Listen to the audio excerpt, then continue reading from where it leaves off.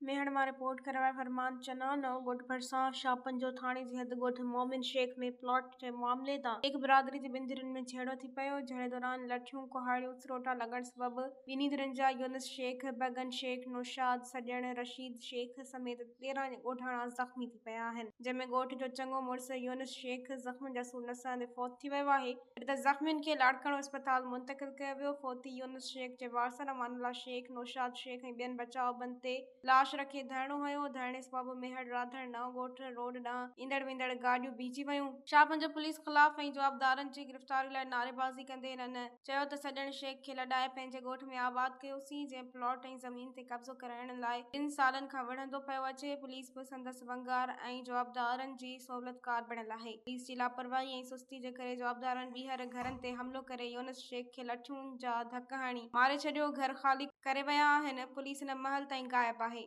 इन्हनि चयो त एम्बुलेंस बि न मिली। असां पाण मुरादो लाश डाले में खयों था वञूं। इन्हनि एसएसपी दादू खां नोटिस वठण जो मुतालबो कंदे इंसाफ़ ॾियारण जी घुर कई आहे।